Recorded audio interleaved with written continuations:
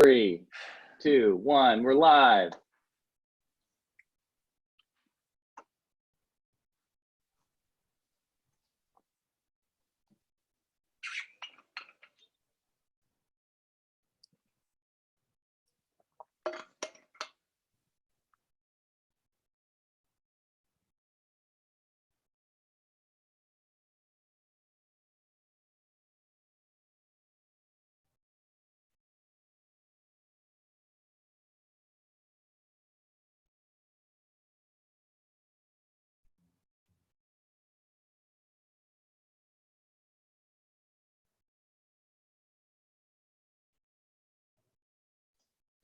Hey everyone, we'll be starting in just a second. Thanks for coming.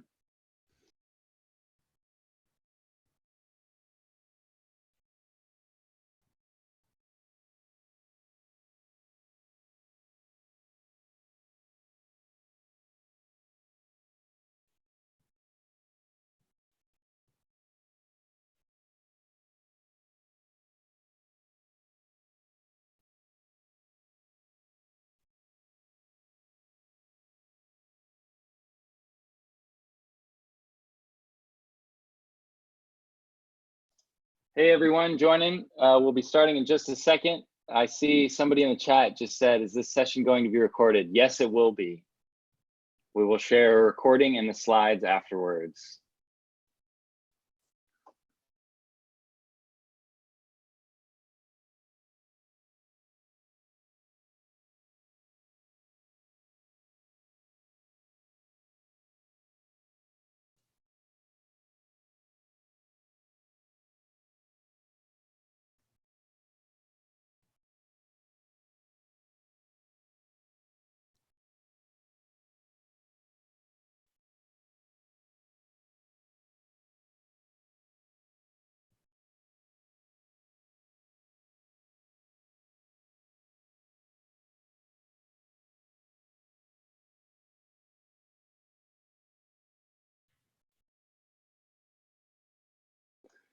It's filling up now, so we're going to get started here soon. I'm seeing some stuff in the chats here. Will the recording be sent out via email? Yes, it will. If you registered, you will get an email after the event with the recording and details on the slides. So don't fret.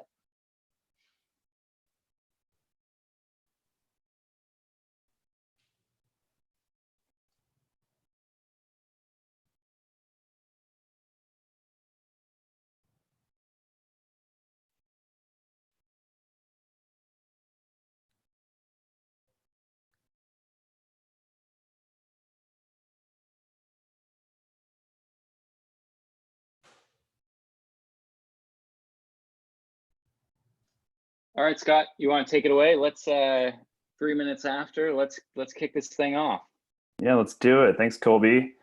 Hello, Trendsters from around the world. Thanks for joining. Just hang tight. We're going to get started in just a couple minutes. In the meantime, I'm Scott Nixon. I work on product and growth here at The Hustle, reporting live from my makeshift stand-up desk. First things first, let's talk Zoom. So at the very bottom of your screen, you're going to find a chat and a Q&A function as well. So feel free to say hello, post comments as we go along, and then please drop your questions in the Q&A panel. So excuse me, there's a great opportunity for you to upvote and comment on the specific questions. So we'll probably touch on the ones that have the highest upvotes. So hop in there, check it out. We will answer all of those questions at the end. Last but not least, slides and recordings.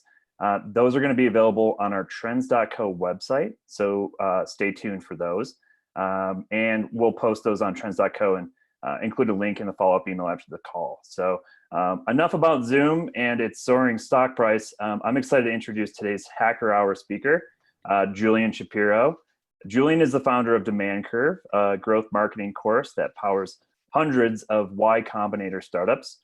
He ran user acquisition for Segment, Imperfect Produce, Framer, Envoy, Clearbit, Webflow, Microsoft, and a whole bunch of others. And prior to that, he was the VP of marketing at Webflow.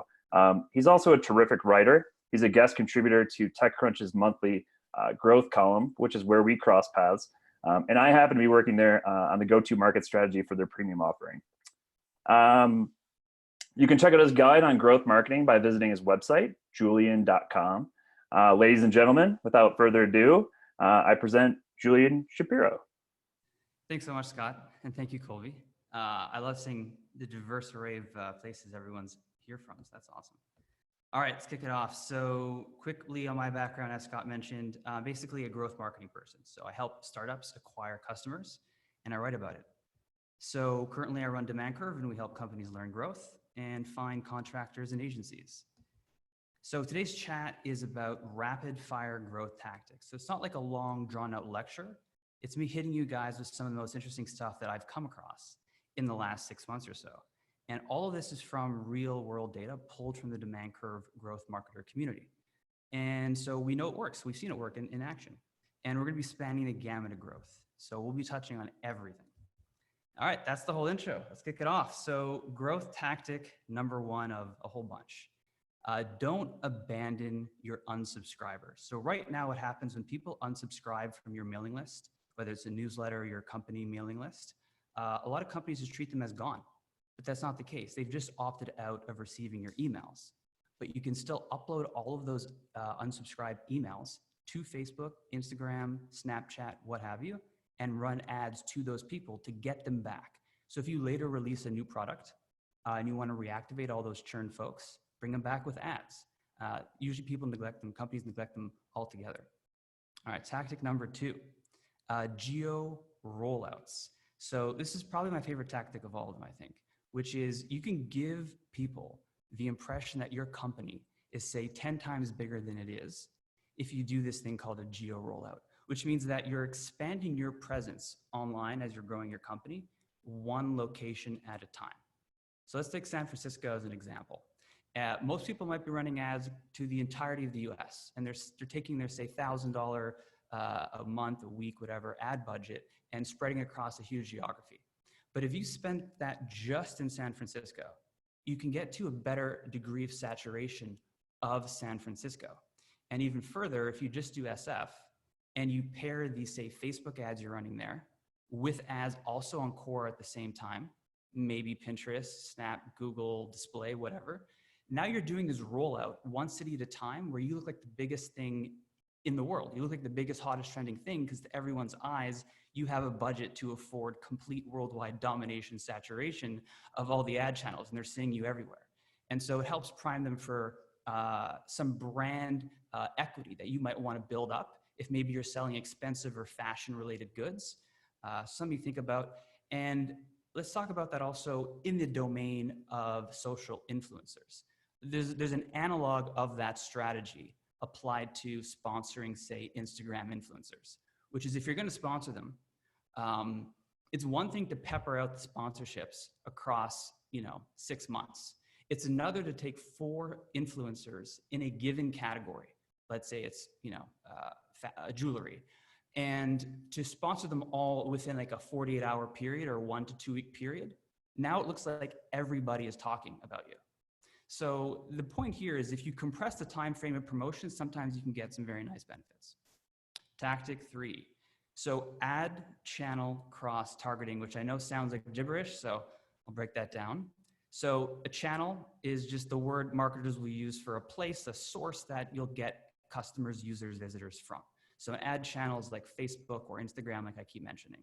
Cross targeting means that you're using multiple channels, so 1 + 1 = 3 type of dynamic. So let me explain why this can be very helpful. So some ad channels have incredibly good targeting. So they'll help you target the exact person who's going to buy your thing. Like Snap, for example, has very niche stuff, like people with digestive issues. So if you're selling some sort of, IBS or digestive problem supplement, Snap might be the only ad channel out there with a niche enough targeting for you to actually target the right people cost effectively, whereas Facebook may not. So that's one example of Snap having perhaps the targeting you need. Another example is LinkedIn. They're the only really good ad channel for firmographic targeting, which means targeting people based on their job and company details. How big is their employer? What is their job seniority? How many years have they worked there? And so forth. Sometimes you need that type of targeting if you want to cost efficiently sell your product. Let's say you're a B2B company and you're selling to, just engineers or something, right? So the point I'm getting at is that level of targeting cannot be achieved on Facebook. However, Facebook and Instagram traditionally convert so much better than LinkedIn and Snap that you want to find a way to hack both together. And what I mean by that is when someone clicks on your LinkedIn ad or clicks on your Snap ad, I've seen enough data to know that in general, they're not going to convert very well down funnel, meaning maybe they'll visit your site, maybe they'll sign up, but the odds of them purchasing on average are much less than someone coming in from a Facebook or Instagram ad. So ad channel cross-targeting means you use one channel for this micro-targeting, but then you go into this sort of quagmire knowing they're not going to convert, but then you use retargeting on the other channel, in this case, Facebook or Instagram, to actually go for the conversion. It's like a 1-2 punch. And so what you want to do is keep your CPM, so how much you're paying for impressions on LinkedIn and Snap, very low. So pay as little as you can to get the audience you need, and then pay as much as you need to on Facebook and Instagram to retarget them. And then that is where you'll get the net, hopefully, conversion that's profitable. And that's how you basically resuscitate sometimes awful channels like Snap or LinkedIn.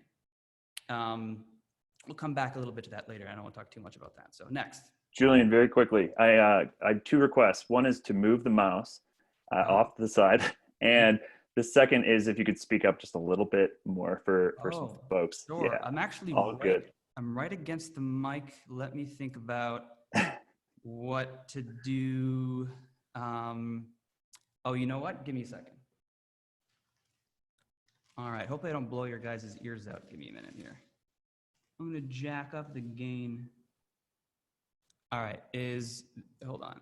Is that better? Is that better? Testing. Testing. I think we needed more gain. Yeah, we're good now? We're good. Okay, awesome. Thank you. Cool. Growth tactic number 4. So sometimes you'll see companies jumping right to very expensive video production when they want to make video ads on Facebook and what have you. Now, videos are smart. They tend to significantly outperform static image ads. So if you can afford the creation of them, all other things being controlled, you might see 50%, 100% type improvement in cost per click. So the idea here is you don't have to jump to paying some agency or freelancer $5 grand to $100 grand or what have you for a video. What you should do instead is get into the practice of making cheap but effective video ads one after another. You want to give yourself a large supply, throw them out there on the ad channel and see what actually resonates. And only when you find the one that resonates, meaning it has a good CTR, click-through rate, cost per click and so on, converts well down funnel, then you can consider, if you want, making it higher quality through some production engagement. And so the question is, how do you make cheap, awesome video ads? And this, by the way, is what I do for most people I work with and what I see most other startups do. So this is completely suitable to do forever without ever spending more. So let's split this into 2 types of businesses. If you're B2B, how do you do it? If you're B2C, how do you do it? So for B2B, typically what I've seen work is you use something like ScreenFlow to record your screen of you actually in your own app, in your dashboard. So you can just show the magic and the wonder and the process and the charts that appear within your app, whatever it is.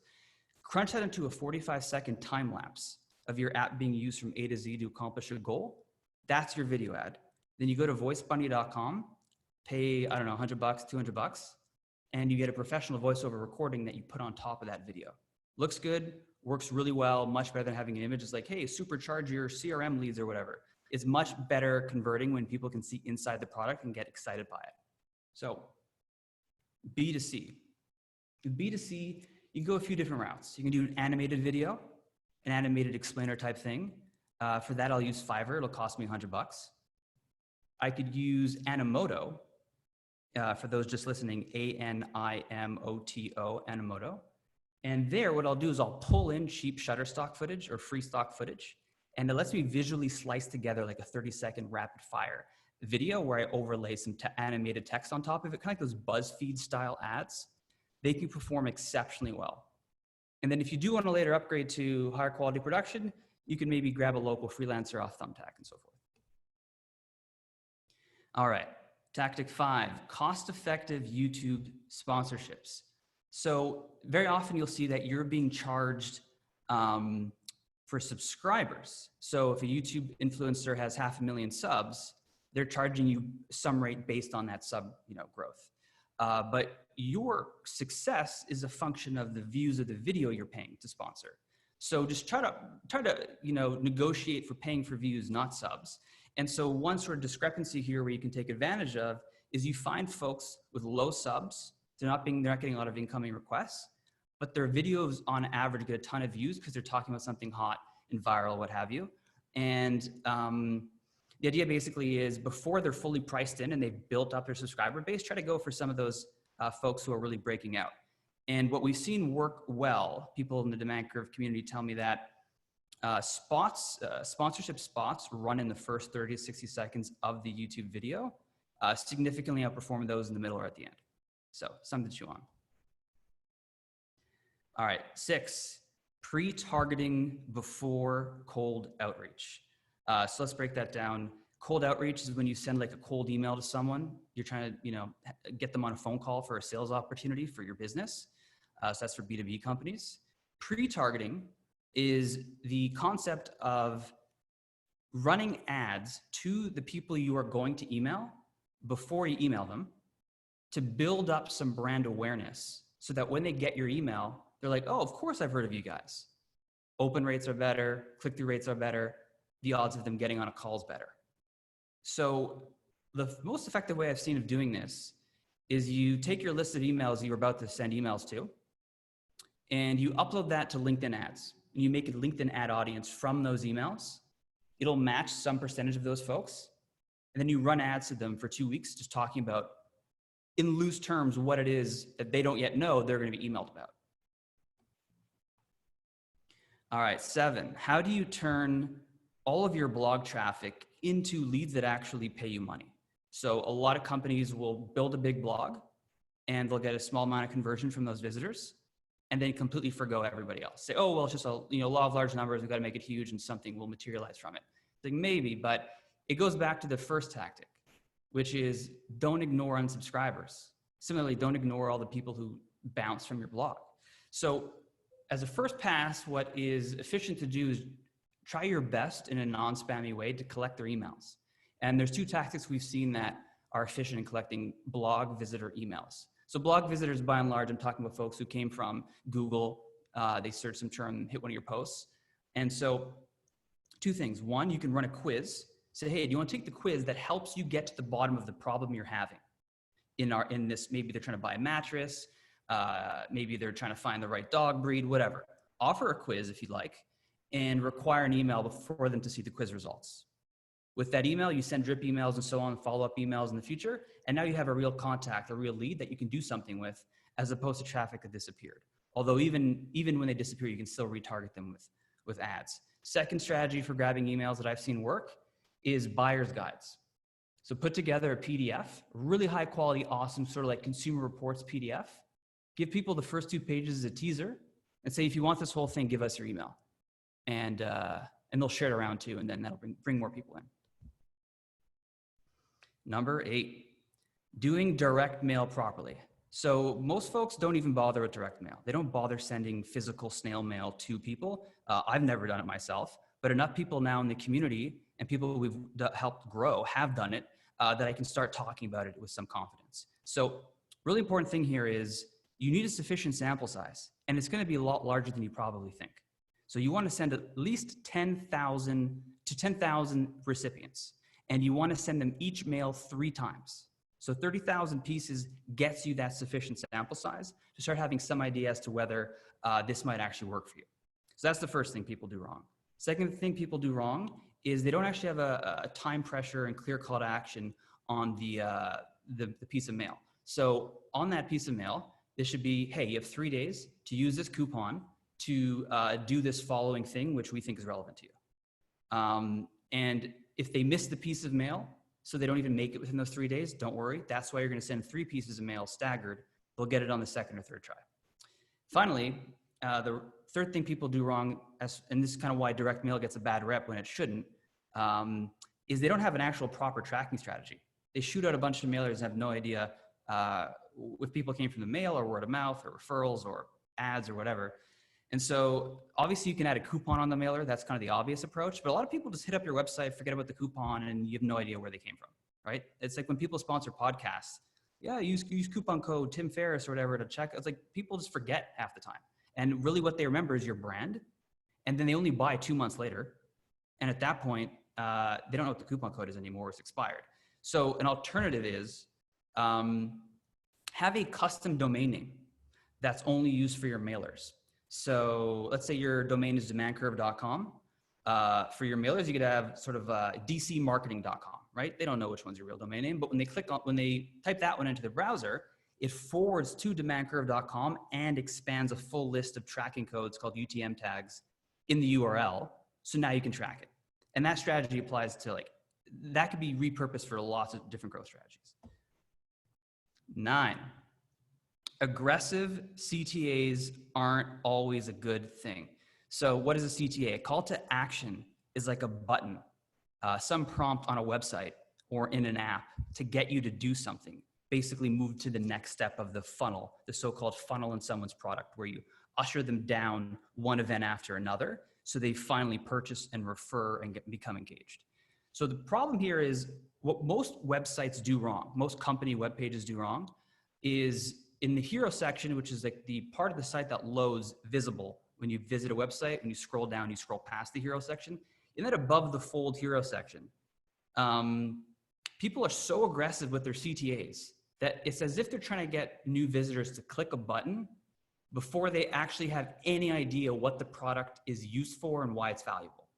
And that hurts conversion because you're getting someone to click quickly, then they get pushed down your funnel, and you're asking for their email and their contact details, or for a sales demo, or for their credit card, or to make some selection for a product. It's just too much. They haven't yet been conditioned and primed to actually care about your product enough to move through all that friction and buy from you. So the point is, on a landing page, it can, which is like, growth terminology for a home page, for a page visitors land on. It's really effective to actually ease off the CTAs in the hero and just write exceptionally good copy on your page to successfully convince people that what you're doing is exactly for them, and to get them so excited that when you do introduce a CTA halfway down the page and later on at the bottom and so on, now they're stoked, they click it and they fill out all your stuff. It's not to say don't have a CTA in the hero. You need it in your nav bar because people will come back and look for it really quickly. It just don't make it the extreme focal point at the expense of everything else. That's one of the easiest growth wins you can have on a landing page. Growth tactic 10.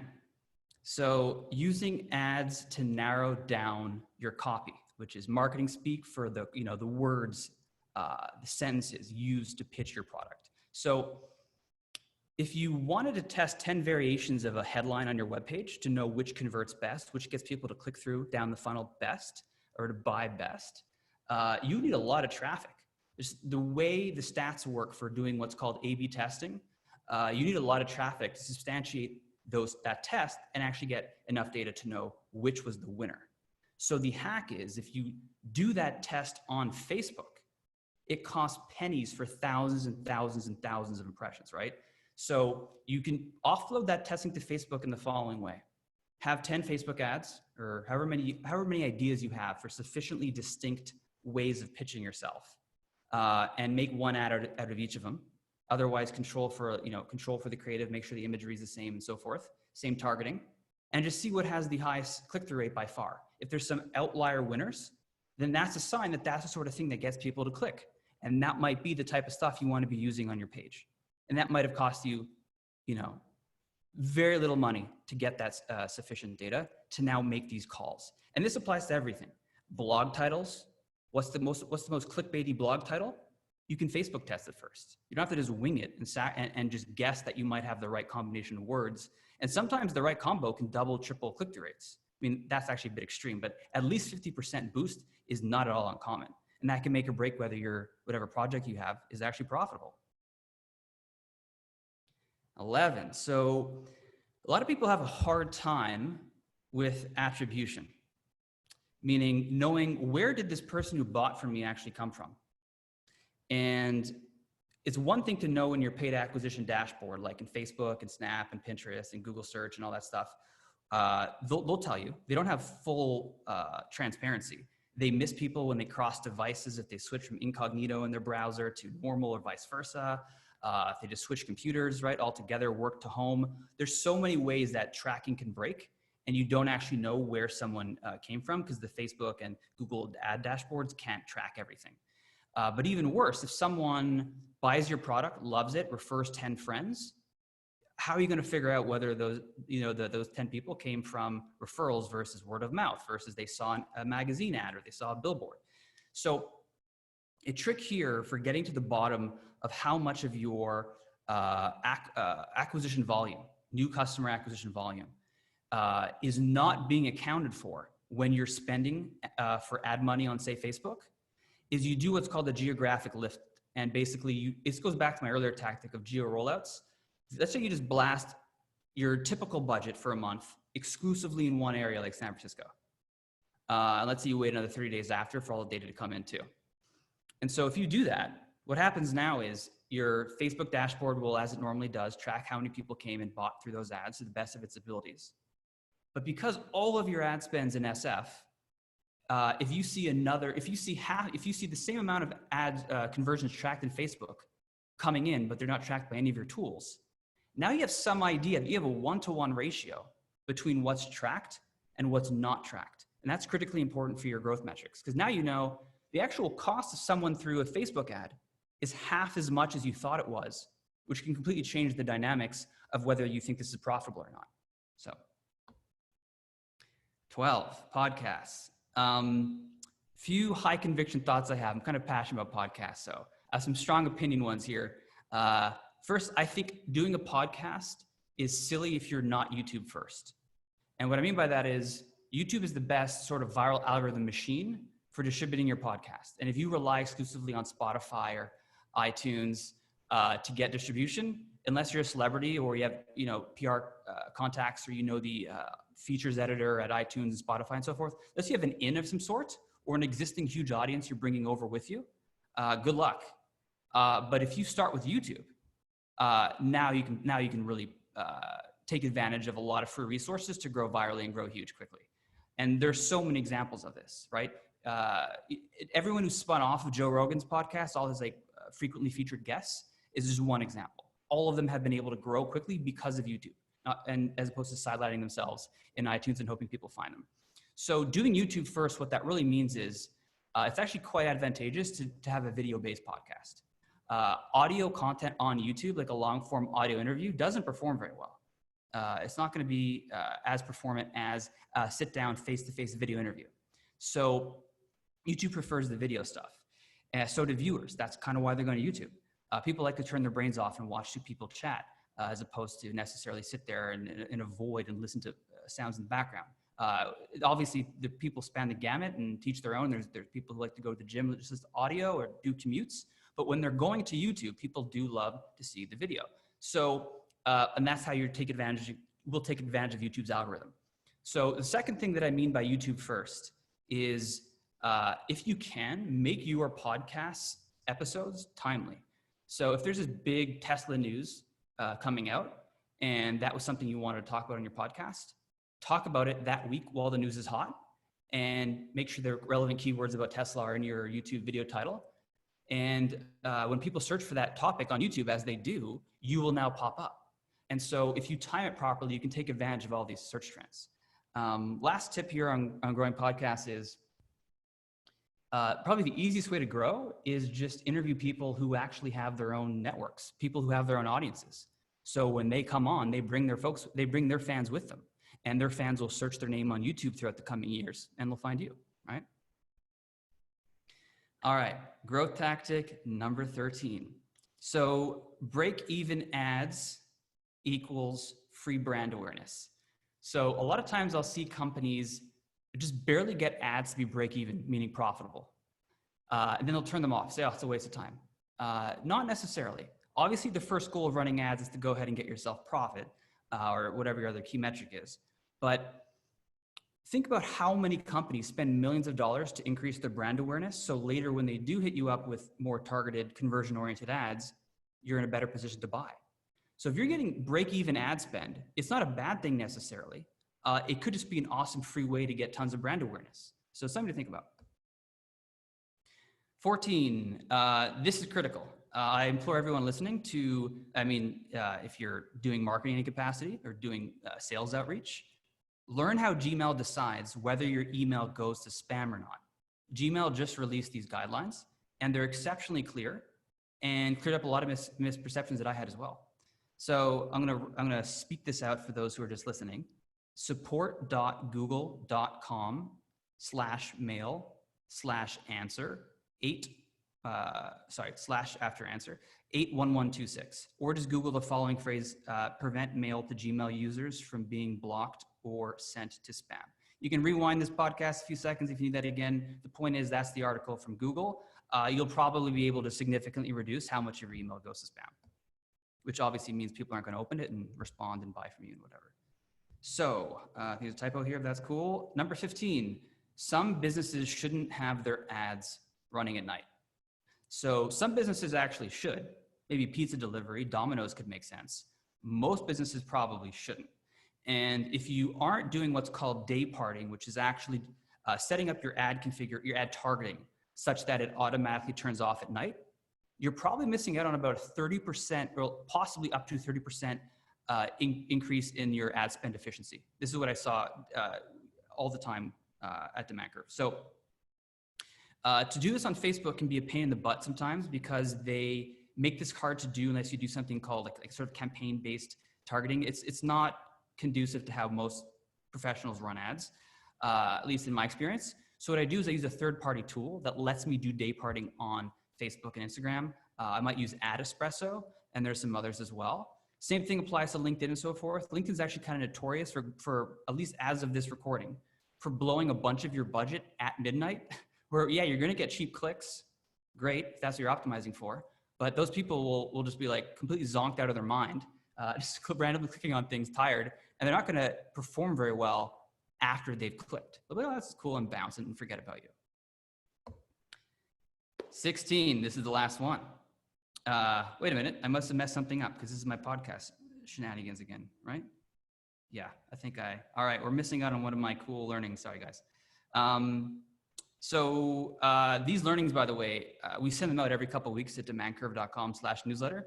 I'm on Twitter at Julian and Julian.com. And that's it for me. Happy to do some Q&A. Cool, awesome. I'm gonna give you a little finger snap.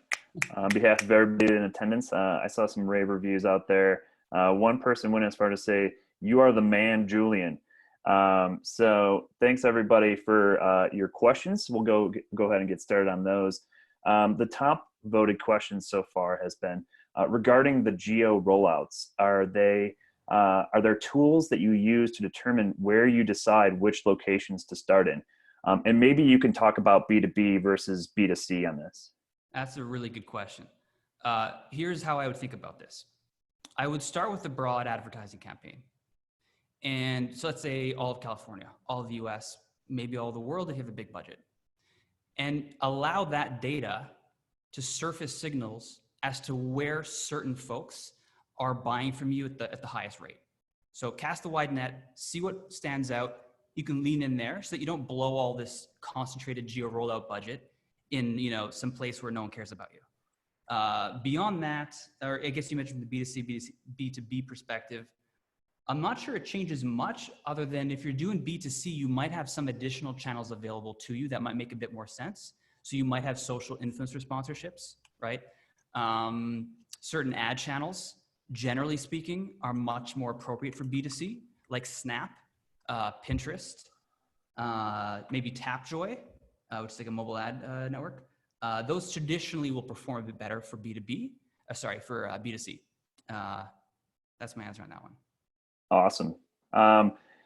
What are the most effective growth channels for B2B professional service firms?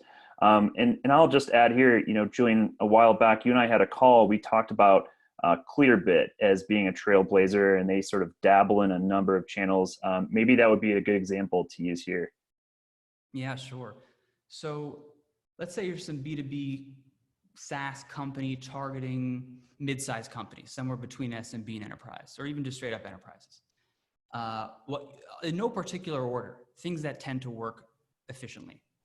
Facebook and Instagram retargeting, believe it or not. Instagram's fine for B2B. We see it work all the time, including, just straight up mobile ads. Even story ads work fine. Capture their email. You can later target them with retargeting ads on desktop, or you can send them email to hook up to get a sales call going. So that's okay. Content marketing absolutely can work.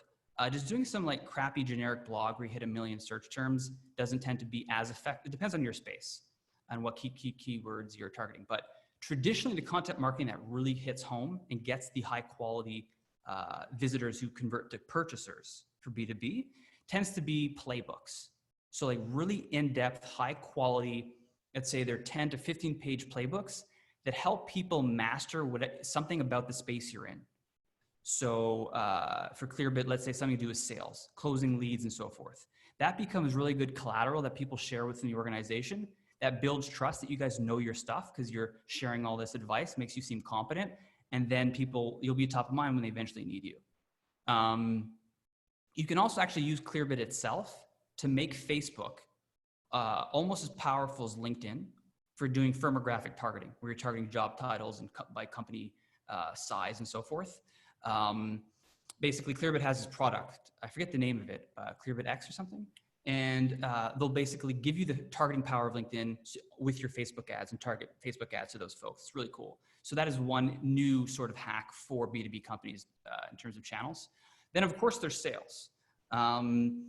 Sales is here to stay. It's probably never going anywhere. I mean, maybe I'll eat my words, but I mean, being real about it, high sort of consideration purchases require a lot of handholding, certainly at high price points. And so conferences tend to still work very well if you have a very expensive product.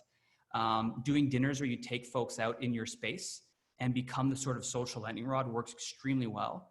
And cold outreach, like I mentioned, emails. Some tricks with emails when you're sending off an email. If you inject an image that is like bespoke to the recipient, like it has their company logo in the image embedded in the email, something like that. I've seen a lot of gimmicky stuff like that, but it can significantly improve open rates because you don't look like generic spam. At least gets them to read your email sometimes so that there's a slightly higher response rate. This is a whole different topic, so I'm gonna pause there on that answer. Awesome, thanks, Julian. Next question is 15 seconds still the typical duration for video ads? What if I want to create an explainer video ad? It's a good one. Yeah, so I mean, Snap, for example, at least in my experience, has limited videos, 15 seconds sometimes. But otherwise, I think Instagram stories used to do 30 seconds. They might be a bit more now. So that sort of dynamic, putting aside the fact that you're limited at times, I've not seen 15 seconds outperform anything else as a rule of thumb, no. In fact, you usually need a good chunk of time, 25 to 45 seconds, to tell your whole story in a B2B screen recording ad, or to kind of show off all the cool angles of your workout product or something, to educate the viewer enough to actually want to go ahead and click through. So also, the other interesting thing is when you educate them enough, those who click are actually better self-selecting that they want your product. If you have like just a few seconds of some weird pizzazz, like, I don't know, what is this? I'll click it just to find out.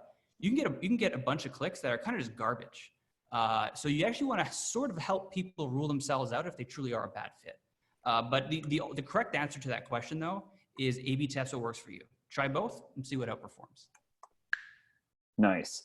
I'm going to kind of parlay this into, for YouTube sponsorship. Obviously, there's certain durations that you want to focus on there, depending on what you're going for, either the 15 or 30-second clip or the minute-long clip for the pre-roll. But I think the way this sort of parlays in this question is there a preferred platform for finding influencers or creators to sponsor? Obviously, you have FameBit. And there's agencies out there. What are some of the ways that you're seeing kind of scrappy startups approach that? It's a good question. I actually don't have a good answer, unfortunately, but traditionally they are using some cheap tools that help them scrape YouTube or Instagram and put together, filter down a list. But I don't remember the tools offhand. So I'll have to pass on this one, unfortunately.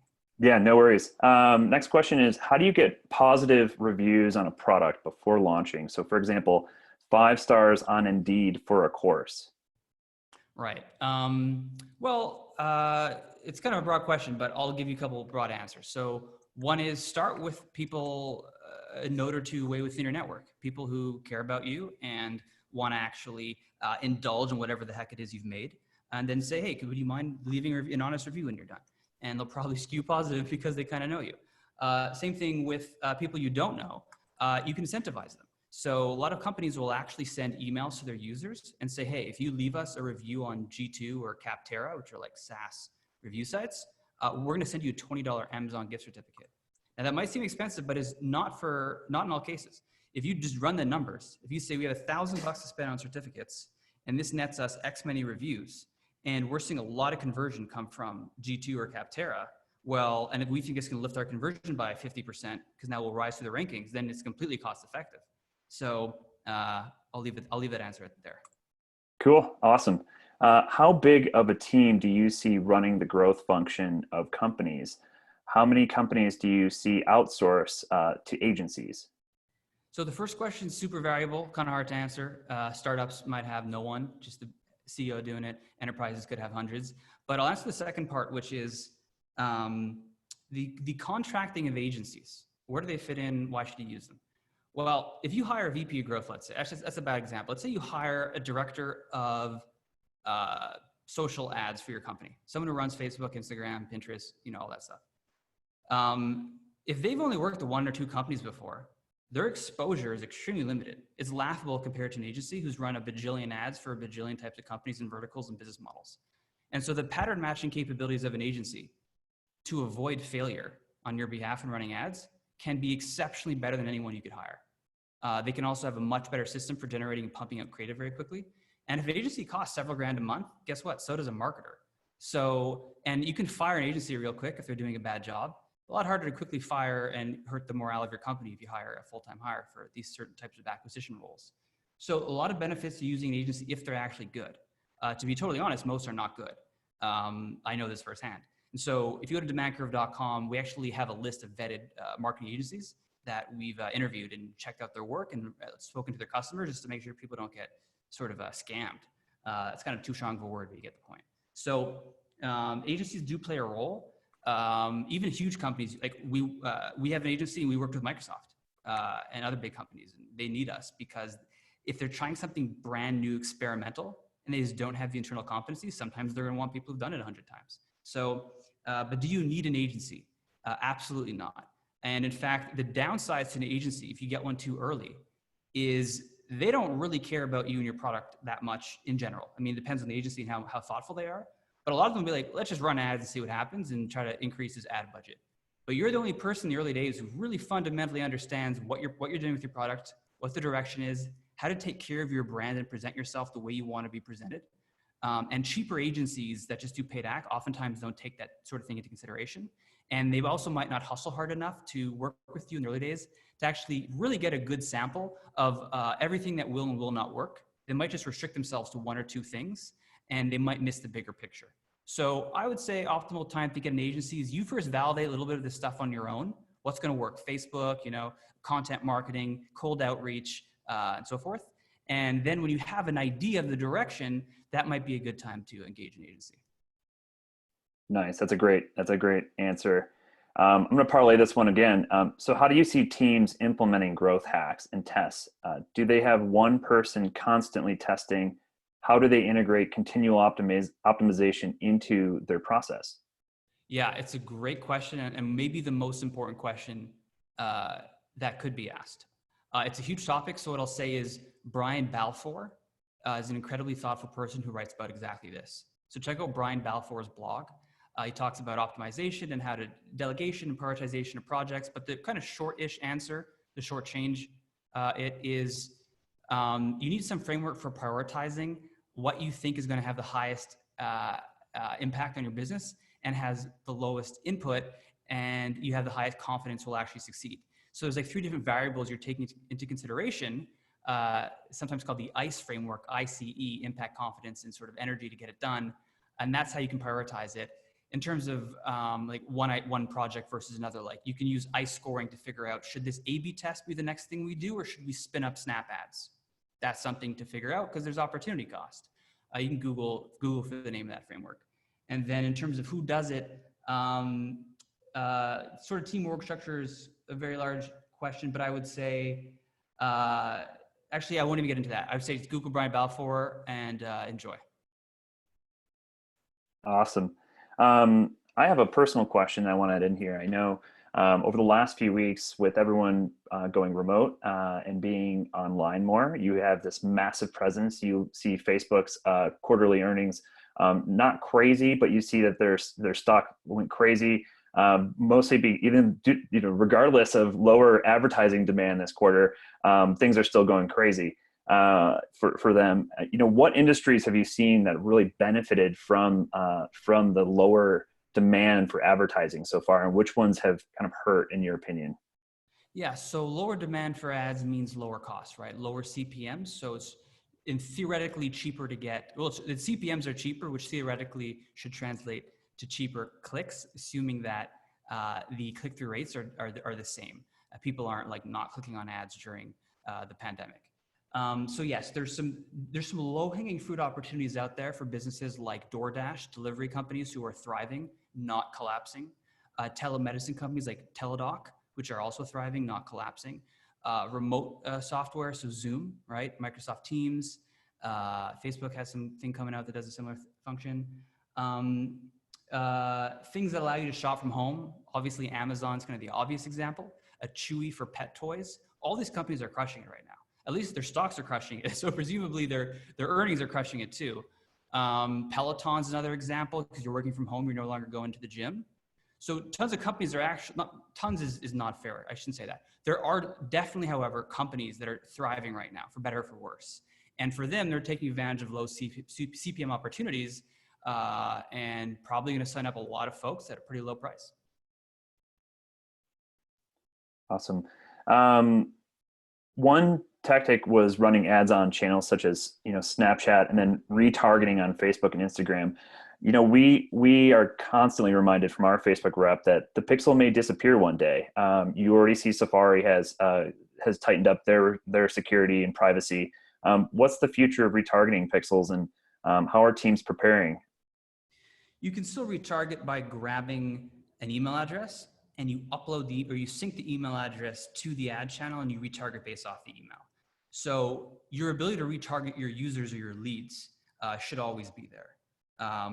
In terms of pixel stuff, well, I mean, Chrome isn't going to be the one to opt into blocking pixels. Apple and Safari would, Firefox would. So, I mean, maybe I have this wrong, but as long as Chrome is dominant on desktop, pixels should remain a real thing on desktop for the foreseeable future. Other forms of targeting, well, I mean, you don't have to do ads in the first place, right? You can use newsletters as a retention and advertising mechanism. You could do snail mail if you pick up their addresses. You can enrich emails and get people's addresses to some extent, and things like that. So you could also, like, using another Clearbit tool, you can actually find out what companies the people who visit your website work at. Then you can go hit up LinkedIn and run ads specifically to people who work at those companies. So it's like you're just kind of a little bit of spray and pray, but that doesn't necessarily rely on having tracking pixels anymore. Yeah, makes sense. The one person asked, I've heard the phrase, "You need to season your Facebook pixel before you optimize for conversions." Can you explain that?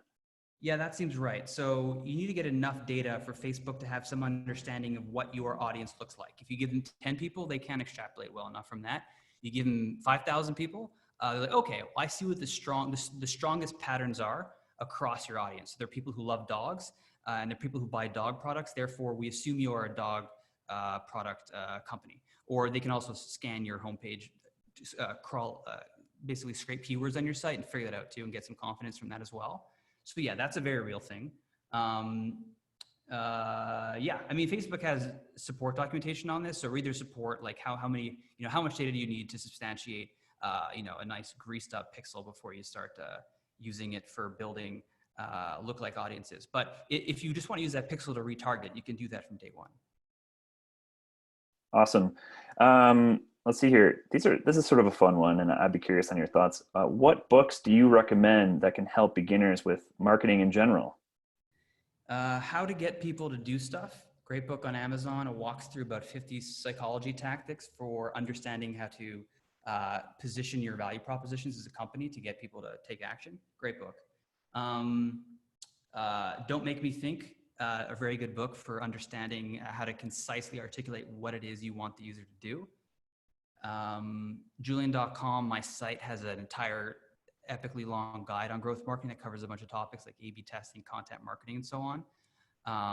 Those are probably, I mean, I guess one more plug, it just, I don't know what else to plug, is demandcurve.com. We teach people how to do growth marketing professionally. This is, like, we've trained hundreds of startups in doing exactly the types of things we're talking about, but in a more structured, less tactic hacky manner.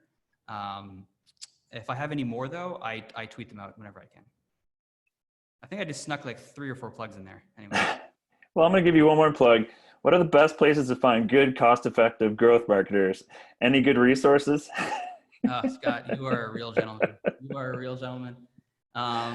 Yeah, so as of today, we've launched Demand Curve recruiting. So if you hit up demandcurve.com, we will put you in touch with vetted growth freelancers, like real people who, in this environment in particular, want extra work, and they're extremely competent folks running growth in big companies or who may have been laid off recently.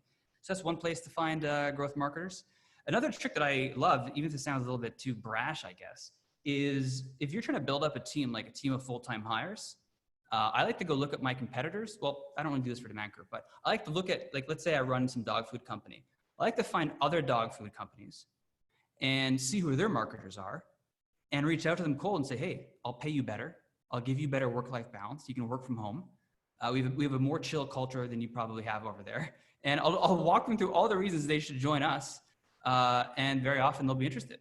And that to me is the right thing to do. If you can pull someone away from another gig, then the employer was doing well enough by them to keep them. Number one is my philosophy. Number two, no one owes anything. Like, you do what's like, if a better opportunity comes your way, the employer should want you to better yourself and better your life opportunities. So if they've been there for a while, done their job, it's fine to reach out to those folks. And I feel pretty strongly about that.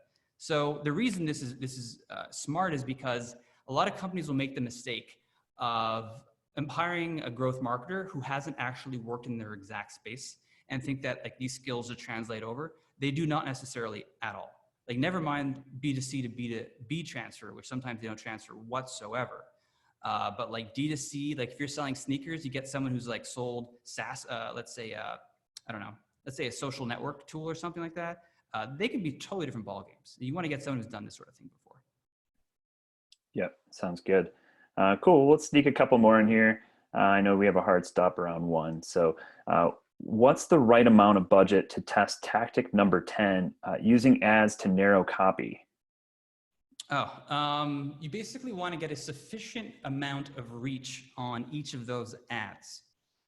So the budget is a function of how much does it cost to get, what is the CPM of each of the audience you're targeting those ads to. And you want to get a sufficient sample size on each of them based on that CPM cost. So for that, you'll have, if you go to Google and Google something like A/B test sample size calculator, and you'll get some good data there. But generally speaking, a range of costs for just doing like a CPC test and not caring about down funnel performance. I mean, I'm sure you can get it done in like a couple $100 or even maybe much less. Like if you're targeting folks in a very low CPM country, this might cost you like $20 or even less. There's a lot of variables, but check out that tool I mentioned. Got it. One question I have for you too is around podcasts and audio right now is obviously listenership is a bit down. You have people commuting less into the office. How has that impacted sort of the value of podcasts, particularly for direct response campaigns? Yeah, I don't know that it would impact the value per se, but if these podcasts haven't adjusted their prices according to their current listenership numbers, then it totally would. But I don't know that what I meant is, by the first part, what I meant is I don't know that it would necessarily affect conversion when the audience hears the ad, do they thereafter visit your site? I think that's more of a function of, does your business thrive in this pandemic environment like Peloton or Zoom or something? But I have nothing insightful here to say other than to reaffirm, yes, it does appear people are actually reducing podcast consumption on net, which was very surprising to me because so much of it happens during commutes or going to the gym, which aren't really happening as much. But basically, if I were to provide a takeaway for folks, I would say, if you're about to do podcast advertising, ask, hey, how has your listenership plummeted recently? Maybe use a nicer word than that. And then ask them to readjust their prices accordingly if they haven't yet. Yeah, makes sense. Cool. Let's see here. We've got a question here. How do you look for those influencers who are with many views but are low on subscribers? Also, if they had success with one video, it doesn't mean they will get that many views on another view, as they don't have many subscribers. No, that's an interesting one. So on the last part, it doesn't matter, right? Because you should only be paying for views if they're these lower non-super celebs. So if they only have a few views, it's fine. I mean, it could be a poor use of your time, but you're not going to get overbilled if they get no views. But to answer the question, what you want to do is find someone who has a history, a pattern of very popular videos over the last couple months, not someone who's only had one hot video. And then also to find them, just enter keywords related to your product space, like, dog leashes or whatever. And just see all the videos that pop up and troll through them. Spend a couple hours or have a VA do it if you're lazy, and just go hunt for people who you think would represent your product well, seem articulate, like they could pitch and sell well, and sort of satisfy that criteria. And there are third-party tools, but again, I don't have them offhand, unfortunately. Got it. Let's see here. Can you talk about how to leverage or infiltrate Facebook groups? This is an interesting one. Oh yeah, I had thoughts on, I wrote a whole thing on this. I have to remember what my thoughts were though. I can't remember, but I remember the one takeaway was it can be very cost efficient to straight up buy the group.